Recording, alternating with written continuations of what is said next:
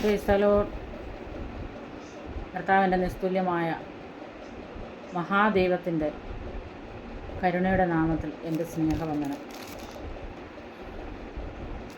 വിശ്വാസികൾ എങ്ങനെയാണ് വേദപുസ്തകം പഠിക്കേണ്ടതെന്ന് നമുക്ക് ദൈവവചനത്തിൽ പരിശോധിച്ച് കഴിഞ്ഞാൽ നമുക്ക് കാണാൻ കഴിയും.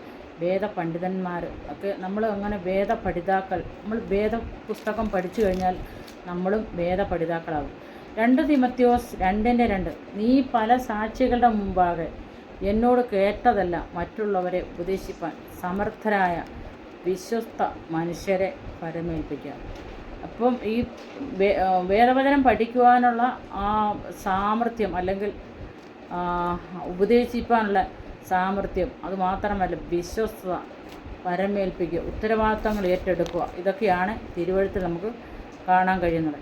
തിരുവഴുത്തിൽ കാണുന്ന സത്യവും യാഥാർത്ഥ്യവുമായ അപ്പോസ്തോലിക ഉപദേശം കാത്തു സൂക്ഷിക്കുവാനും വിട്ടുവീഴ്ച മനോഭാവം കലർപ്പില്ലാതെ ദൈവവചനം സംസാരിപ്പാനും അത് ദൈവവചനത്തെ പരമേൽപ്പിക്കുവാനും അതിലെ യാഥാർത്ഥ്യം ഉത്തരവാദിത്വം സഭയ്ക്കുള്ളിൽ ഇപ്പോൾ ദൈവവചനം പഠിപ്പിക്കാനൊക്കെ നമ്മളെപ്പോഴും പഠിച്ചിരിക്കണം എന്നാണ് ഈ ദൈവത്തിൻ്റെ വചനം നമ്മളെ പഠിപ്പിക്കുന്നത്. അതായത് നീ പല സാക്ഷികളുടെ മുമ്പാകെ എന്നോട് കേട്ടതല്ല മറ്റുള്ളവരെ ഉപദേശിപ്പാൻ സമർത്ഥരായ വിശ്വസ്ത മനുഷ്യരെ പരമേൽപ്പിക്കും. അപ്പോൾ വിശ്വസ്തരായ ആൾക്കാരെ മാത്രമേ ദൈവവചനം സംസാരിപ്പാനും പഠിപ്പിക്കാനും ഏൽപ്പിക്കത്തുള്ളെന്നാണ് ഈ ദൈവവചനം പറയുന്നത്. ഒന്ന്, കുടുംബത്തിലോ സഭയിലോ അല്ലെങ്കിൽ സ്കൂളിലോ വേദപുസ്തക പഠനത്തിന് അഥവാ വേദശാസ്ത്ര പരിശീലനത്തിന് താഴെ കാണുന്ന കാരണങ്ങൾ വേദപുസ്തകം നൽകുന്നു. അപ്പോൾ വേദപുസ്തകം നൽകുന്നത് നമ്മൾ എങ്ങനെ ദൈവവചനം പഠിപ്പിക്കണം, എങ്ങനെ ദൈവവചനം പഠിക്കണം എന്നൊക്കെയാണ്. സത്യവേദപുസ്തക വിശ്വാസവും 1 തിമോഥെയോസ് 4:6-11 കാണുന്നുണ്ട്. 2 തിമോഥെയോസ് 2:2 നീതിയുള്ള മാനദണ്ഡങ്ങളും റോമർ 6:17 നമുക്ക് കാണാൻ കഴിയുന്നുണ്ട്. ക്രിസ്തുയേശുവിൻ്റെ സുവിശേഷം പരമേൽപ്പിക്കുവാനും അത് കാക്കുവാനും അത് കൊണ്ടു നടക്കുവാനും അത് പഠിപ്പിക്കുവാനും വിശ്വസ്ത വിശ്വാസികളെ കർത്താവ് പരമേൽപ്പിക്കുന്നു. അതായത് വിശ്വസ്തരെ മാത്രമേ കർത്താവ് ഏൽപ്പിക്കത്തുള്ളൂ. ചിലർക്ക് ചില കൃപാവരങ്ങൾ അത് വിശ്വസ്തരായി ചെയ്യുവാണെങ്കിൽ മാത്രമേ ദൈവം അത് കൊടുക്കത്തുള്ളൂ. ചിലർക്ക് പാടാനുള്ള കഴിവായിരിക്കും, ചിലരെ സുവിശേഷം പറയാനുള്ള കഴിവായിരിക്കും, ചിലർക്ക് പ്രസംഗിക്കാനുള്ള കഴിവായിരിക്കും. അങ്ങനെ പല ഉത്തരവാദിത്വങ്ങളും ദൈവം സഭയിൽ ചിലരെ ഏൽപ്പിച്ചിട്ടുണ്ട്. അപ്പം വിശുദ്ധന്മാർക്ക് ഒരിക്കലായി പരമേൽപ്പിച്ചിരിക്കുന്ന വിശ്വാസത്തിന് വേണ്ടി പോരാടേണ്ടതിന് എൻ്റെ യൂദ 3:3 വാക്യം അത് വിദ്യാർത്ഥികളെ കാണിക്കുവാനും വ്യാജ വേദശാസ്ത്രങ്ങൾക്കെതിരെ പ്രതിരോധിക്കുവാനുള്ള മാധ്യമങ്ങൾ അവർക്ക് നൽകുവാനും. പ്രവൃത്തി 20:20 അപ്പം വ്യാജമായി പ്രസംഗിക്കുന്നവരുണ്ട്, അതായത് ജനത്തെ കോമഡി പറഞ്ഞ് സന്തോഷിക്കുന്നവരുണ്ട്, അതുപോലെ പ്രസംഗിക്കുന്നവരുണ്ട്, ജനത്തെ എങ്ങനെ അവരിലേക്ക് കൊണ്ടുവരാൻ നയിക്കപ്പെടാമെന്നൊക്കെ ആലോചിക്കുന്ന ചില ആൾക്കാരുണ്ട്. അതൊന്നും സത്യത്തിലെ നല്ല ദൈവകൃപയല്ല, അതൊന്നും സത്യത്തിലെ സത്യമായുള്ള ദൈവവചനമല്ല, ഉപദേശമല്ലത്. ഇപ്പോൾ ഭക്തിക്കെത്താത്ത ഉപദേശം പഠിപ്പിക്കുന്നതിലൂടെ സ്വഭാവത്തിൻ്റെ നിരന്തര വളർച്ചയിലേക്ക് വേദവിദ്യാർത്ഥികളെ നയിക്കുവാൻ നമുക്ക് അനുവാദമില്ല. അതിന് 1 തിമോഥെയോസ് 6:3, യോശുവ 1:8. അപ്പോൾ ഒത്തിരി വേദഭാഗങ്ങൾ ഇതിനകത്തുണ്ട്. അപ്പോൾ അത് നമുക്ക് വായിച്ചു കഴിഞ്ഞാൽ അറിയാൻ കഴിയും. മറ്റു വിശ്വാസികളെ ഉറപ്പിക്കുവാനും അവരെ പക്വതയിലേക്ക് കൊണ്ടുവരുവാനും വേദവിദ്യാർത്ഥികളെ പ്രാപ്തരാക്കാനും അത് മുഖാന്തരം അവർ ഒരുമിച്ച് ഭവനത്തിലും പ്രാദേശിക സഭയിലും ക്രിസ്തുവിൻ്റെ ശരീരത്തിലും ക്രിസ്തുവിൻ്റെ സ്വരൂപം പ്രതിഫലിപ്പിക്കാനും എഫേസ്യർ 4:11-16 നമുക്ക് കാണുന്നുണ്ട്. അപ്പം നമ്മൾ സഭയിൽ എങ്ങനെയായിരിക്കണം, നമ്മൾ പട്ടണത്തിൽ എങ്ങനെയായിരിക്കണം, സുവിശേഷം പറയുന്നിടത്ത് നമ്മൾ എങ്ങനെയായിരിക്കണം, അതൊക്കെയാണ് ഇത് നമ്മളെ പ്രബോധിപ്പിക്കുന്നത്. ഭൂമിയിലെ ദൈവരാജ്യത്തെ പറ്റിയുള്ള ആഴമേറിയ അറിവിലേക്കും അനുഭവത്തിലേക്കും വേദവിദ്യാർത്ഥികളെ കൊണ്ടുവരുവാനും സാത്താൻ്റെ ശക്തിക്കെതിരെയുള്ള അതിൻ്റെ പോരാട്ടത്തെപ്പറ്റി അവരെ മനസ്സിലാക്കുവാനും എഫേസ്യർ 6:10 നമുക്ക് കാണാൻ കഴിയുന്നുണ്ട്. അപ്പോൾ അപ്രകാരം ജനത്തെ ഉപദേശിക്കണം, അതായത് ദുരുപദേശം സഭയിൽ കൊണ്ടുവരരുത്. അന്ന് തിമോഥെയോസിൻ്റെ ലേഖനം എഴുതുമ്പോൾ മൂപ്പന്മാർ ദുരുപദേശമുള്ളവരുണ്ട്, ഭക്തി കെട്ടവരുണ്ട്, ചൂഷണം പറയുന്നവരുണ്ട്, നുണ പറയുന്നവരുണ്ട്, വിശ്വസ്തത ഇല്ലാത്ത ആൾക്കാരുണ്ട്. അതുകൊണ്ടാണ് പൗലോസ് ഈ വചനത്തിൽ കൂടി നമ്മളോട് ഇങ്ങനെ സംസാരിക്കുന്നത്.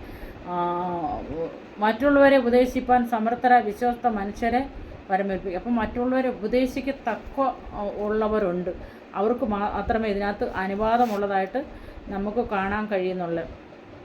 നശിച്ചു പോകുന്നവരോടെ ശുഷ്കാന്തിയോടെ സുവിശേഷം അറിയിപ്പാനും പരിശുദ്ധാത്മാവിൻ്റെ ശക്തിയാൽ എല്ലാ ജാതികളോടും സുവിശേഷം പ്രസംഗിപ്പാനും പൂർണ്ണമായി സമർപ്പിക്കപ്പെടുന്നവരുമായി സുവിശേഷത്തിൻ്റെ നിത്യ സത്യങ്ങളിലൂടെ വിദ്യാർത്ഥികൾക്ക് ഉത്തേജനം നൽകുവാനും മത്തായി 28:18-20, മർക്കോസ് 16:15-20 നമുക്കങ്ങനെ കാണാൻ കഴിയുന്നുണ്ട്. അതേപോലെ ദുരുപദേശം സഭയിൽ കടന്നു വന്നപ്പോഴാണ് ഈ കാര്യങ്ങളൊക്കെ പൗലോസ് പഠിപ്പിക്കുന്നതായിട്ട് നമുക്ക് കാണാൻ കഴിയുന്നത്. അങ്ങനെ അപ്രകാരമായിരിക്കണം എന്നൊക്കെയാണ് പൗലോസ് ഈ വചനത്തിൽ കൂടി നമ്മളോട് ഉത്ബോധിപ്പിക്കുന്നത്. ദൈവവചനത്തിൽ അവരിൽ വസിക്കുന്ന പരിശുദ്ധാത്മാവിൻ്റെ നടത്തിപ്പനുസരിച്ച് പോകുവാൻ അവരെ പ്രബോധിപ്പിക്കുന്നതിലും റോമർ 8:14 പരിശുദ്ധാത്മാ സ്നാനത്തിലേക്ക് അവരെ കൊണ്ടുവരുന്നതിലും യേശുക്രിസ്തുവിൻ്റെ അനുഗ്രഹീത പ്രത്യക്ഷതയ്ക്കായി അവർ കാത്തിരിക്കുമ്പോൾ പ്രാർത്ഥിക്കുന്നതിനും ക്രിസ്തുവിൻ്റെ സ്നേഹം, വ്യക്തിഗത കൂട്ടായ്മ, ആത്മാവിൻ്റെ വരദാനം എന്നിവയിൽ വിദ്യാർത്ഥികളെ അനുഭവം ഗഹനമാക്കുവാനും നാം പഠിപ്പിക്കണം എന്നതുള്ള വസ്തുതയാണ് ഇവിടെ നാം കാണുന്നത്. സത്യത്തിൽ അവർ പഠിപ്പിക്കണം. സത്യത്തിൽ എങ്ങനെയാണ് അല്ലെങ്കിൽ പ്രസംഗിക്കുന്നത്, എങ്ങനെയാണ് ടീച്ചിങ് ചെയ്യുന്നത്, പഠിപ്പിക്കുന്നത്, എങ്ങനെയാണ് ജനത്തെ ദൈവവചനത്തിലേക്ക് നയിക്കുന്നതൊക്കെ എന്നാണ് പൗലോസ് ഇവിടെ ഈ തിമോത്തിയോസിൻ്റെ ലേഖനത്തിൽ 1-2 തിമോത്തിയോസിൻ്റെ ലേഖനത്തിൽ പഠിപ്പിക്കുന്നതായിട്ട് നമുക്ക് കാണാൻ കഴിയും. ഒരു വേദ വിദ്യാർത്ഥി എങ്ങനെയായിരിക്കണം, ഒരു വേദ പഠന ക്ലാസ് എങ്ങനെയായിരിക്കണം, ഒരു വേദം എങ്ങനെ പഠിപ്പിക്കണം എന്നൊക്കെ നമുക്കിവിടെ കാണാൻ കഴിയുന്നുണ്ട്. എപ്രകാരമായിരിക്കണം അവർ ഒരു പഠിപ്പിക്കുന്ന ടീച്ചറിൻ്റെ കീഴിൽ ചില കുട്ടികൾ വന്നിരിക്കുമ്പോൾ സംശയങ്ങൾ പലതും അവരോട് ചോദിക്കുന്നതായിട്ട് നമുക്ക് കാണാൻ കഴിയുന്നുണ്ട്. അവർക്ക് മനസ്സിലായില്ലെങ്കിൽ ടീച്ചറിനോട് കുട്ടികൾ പിന്നെയും പറയും, എനിക്കത് മനസ്സിലായില്ല, എനിക്കത് പറഞ്ഞു തരണമെന്ന്.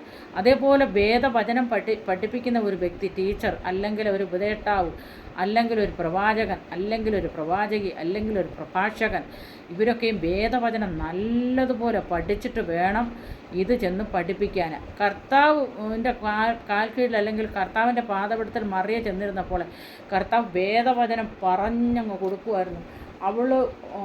അതുപോലെ തന്നെ നമുക്ക് കാണാൻ കഴിയുന്നുണ്ട്. യെശയ്യാ പ്രവചനത്തിലെ കർത്താവ് വാക്യം വായിച്ചതിന് ശേഷം അത് പുരോഹിതന്മാരുടെ കയ്യിൽ, ഉപദേഷ്ടാക്കന്മാരുടെ കയ്യിൽ അത് മടക്കി കൊടുത്തു. അത് കേട്ടപ്പോൾ ഈ ജ്ഞാനം ഇവിടുന്ന് കിട്ടിയെന്നൊക്കെ അനേകർ ചോദിക്കാനിടയായി. അതേപോലെ നമ്മൾ പ്രാപിച്ച് ദൈവവചനം പഠിച്ചിട്ട് വേണം ഒരു ഉപദേഷ്ടാവ് പോയി ഇരുന്ന് ജനത്തെ പഠിപ്പിക്കുവാൻ, അല്ലെങ്കിൽ ആ ജനത്തിനൊന്നും മനസ്സിലാവത്തില്ലെന്നാണ് പൗലോസ് ഇവിടെ നമ്മളെ ബുദ്ധി ഉപദേശിക്കുന്നത് അല്ലെങ്കിൽ ഉത്ബോധിപ്പിക്കുന്നത്. അപ്പോൾ നമ്മൾ താഴോട്ട് പഠിച്ചാൽ കാണുന്നത് വേദപുസ്തക പരിശീലനത്തിൻ്റെ ഈ ഉദ്ദേശങ്ങളിൽ നിന്ന് വ്യക്തമാക്കുന്ന പൂർണ്ണ വിശ്വസ്തരായ ദൈവത്തിൻ്റെ വചനവുമായി തിരുവഴുത്തിനോടും 2 തിമോത്തിയോസ് 1:13-14. അപ്പോൾ എല്ലാ തിരുവഴുത്തും ദൈവശാസ്ത്രീയ ആകിയാൽ, അപ്പോൾ അധികാരത്തെയും അപ്പോൾ അതിനകത്ത് ഇങ്ങനെ കാണിക്കുന്നത് എല്ലാ തിരുവഴുത്തുകളും ദൈവശാസ്ത്രീയമാണ്. അത് ദൈവത്തിൻ്റെ ശാസ്ത്രമാണ്, ദൈവത്തിൻ്റെ വായിൽ നിന്ന് വന്നതാണ്. അത് പരിശുദ്ധാത്മാവാണ്. പരിശുദ്ധാത്മാവിനോടും തൻ്റെ സത്യത്തിൻ്റെ നീതിയോടും പുലർത്തേണ്ടവനാണ്. അപ്പോൾ നമ്മൾ എപ്പോഴും ദൈവസന്നിധിയിലെ പരിശുദ്ധാത്മാവിനോടും ദൈവവചനത്തോടും നമ്മളെപ്പോഴും കൂറുള്ളവരും നീതി പുലർത്തേണ്ടവരുമാണ്. അതുമാത്രമല്ല, ശുഷ്കാന്തി ഉള്ളവരായിരിക്കണം, തീഷ്ണതയുള്ളവരായിരിക്കണം, ഭക്തിയുള്ളവരായിരിക്കണം അത് നടത്തേണ്ടത് എന്നതാണ് ഇവിടെ നമുക്ക് കാണാൻ കഴിയും. ഭക്തിയോടും വിശുദ്ധിയോടും യഥാർത്ഥ വേദപുസ്തക പരിശീലനം വേദപുസ്തക വസ്തുക്കളെയും സത്യങ്ങളും കേവലം മനസ്സിലാക്കുന്നതിൽ ഉപരിയായി യഥാർത്ഥമായ നീതിയെ, അതായത് അറിയുന്നതിനും ആയിരിക്കുന്നതും ചെയ്യുന്നതും ഊന്നി പറയുന്ന കാര്യങ്ങൾ നമുക്കിവിടെ കാണാൻ കഴിയുന്നുണ്ട്. നീതി പുലർത്തുന്നവരായിരിക്കണം, സത്യത്തിൽ നടക്കുന്നവരായിരിക്കണം, വിശുദ്ധി ഉള്ളവരായിരിക്കണം, താഴ്മയുള്ളവരായിരിക്കണം, അതായത് ഉപദേശങ്ങൾ സ്വീകരിക്കുന്ന ആൾക്കാരായിരിക്കണം. അപ്പോൾ അങ്ങനെയൊക്കെയാണ് വേദവചന വിദ്യാർത്ഥി അല്ലെങ്കിൽ ഒരു ടീച്ചർ പഠിപ്പിക്കുമ്പോഴുള്ള ക്വാളിറ്റിയെക്കുറിച്ചാണ് നമുക്കിവിടെ കാണാൻ കഴിയും. പൗലോസ് നമ്മളെ പഠിപ്പിക്കുന്നതും അങ്ങനെയാണ്. അപ്രകാരം പഠിപ്പിക്കുകയും ചെയ്യുന്നവരായിട്ട് നമുക്കിവിടെ ദൈവത്തിൻ്റെ വചനം ഊന്നി പറയുന്നതായിട്ട് നമുക്ക് കാണാൻ കഴിയുന്നുണ്ട്. അത് ശ്രദ്ധിക്കുക. തിരുവഴുത്തിൽ ശ്രദ്ധയുള്ളവരായിരിക്കണം.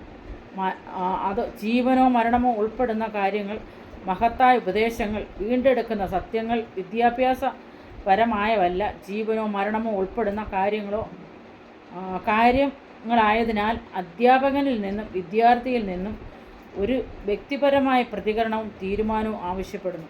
അപ്പം പഠിപ്പിക്കുന്ന അധ്യാപകനും അത് കേൾക്കുന്ന വിദ്യാർത്ഥികളും, വേദപഠന വിദ്യാർത്ഥികളും അതേപോലെ ഒരുപോലെ സ്വീകരിക്കണം. ദൈവിക ജ്ഞാനം പ്രാപിക്കണം. പിതാവെന്ന കർത്താവിൻ്റെ പാദപീഠത്തിൽ, ഗുരുവിൻ്റെ പാദപീഠത്തിൽ ദൈവവചനം പഠിപ്പിക്കുകയും ചെയ്യുന്ന അധ്യാപകരും കുട്ടികളും എല്ലാവരും എങ്ങനെ ആയിരിക്കണം എന്നാണ് ഈ വേദവചനത്തിൽ കൂടെ നമുക്ക് കാണാൻ കഴിയുന്നത്. ഒന്നുകൂടെ ഞാൻ വായിക്കുന്നു ഈ വേദവചനം. അതായത് വിശ്വാസികളെക്കുറിച്ച് വേദം പഠിപ്പിക്കുന്നെങ്കിൽ അല്ലെങ്കിൽ വേദ അഭ്യാസനമാണ് ഇത് നമുക്ക് കാണാൻ കഴിയുന്നത്. 2 തിമോഥെയോസ് 2:2. നീ പല സാക്ഷികളുടെ മുമ്പാകെ എന്നോട് കേട്ടതെല്ലാം മറ്റുള്ളവരെ ഉപദേശിപ്പാൻ സമർത്ഥരായ വിശ്വസ്ത മനുഷ്യരെ പരമേൽപ്പിക്കുക. 1. നീ പല സാക്ഷികളുടെ മുമ്പാകെ എന്നോട് കേട്ടതില്ല. 2. മറ്റുള്ളവരെ ഉപദേശിപ്പാൻ സമർത്ഥരായ വിശ്വസ്ത മനുഷ്യരെ കൊണ്ട് പരമേൽപ്പിക്കുക. അപ്പോൾ സമർത്ഥരായിരിക്കണം, വിശ്വസ്തരായിരിക്കണം, പഠിപ്പിക്കുന്നവരായിരിക്കണം, ഉപദേശിപ്പാൻ ശക്തരായിരിക്കണം.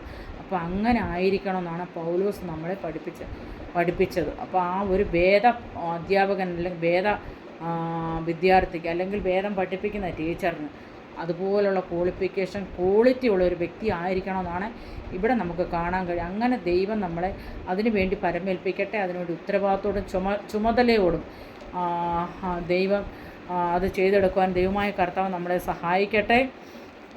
അത് അവർക്ക് ഉന്നത ഭാവം ഉണ്ടാവരുത്, നിഗളം ഉണ്ടാവരുത്, താഴ്മ ഉണ്ടായിരിക്കണം. അങ്ങനെയൊക്കെയുള്ള ഒരു വ്യക്തിയെക്കുറിച്ച് ആ ദൈവത്തിൻ്റെ വചനത്തിൽ കൂടി ഇങ്ങനെ പൗലോസ് നമ്മളെ പഠിപ്പിക്കാനിടയാതെ പരിശുദ്ധാത്മാവിനാൽ എഴുതപ്പെട്ട ദൈവത്തിൻ്റെ വചനമായിരിക്കാതെ പരിശുദ്ധാത്മാവിനാൽ തന്നെ നമ്മൾ പഠിക്കുവാൻ ദൈവം സഹായിക്കട്ടെ എന്ന് പറഞ്ഞുകൊണ്ട് ഞാൻ എൻ്റെ വാക്കുകളെ വിരമിക്കും. ദൈവം നമ്മളെ അനുഗ്രഹിക്കട്ടെ.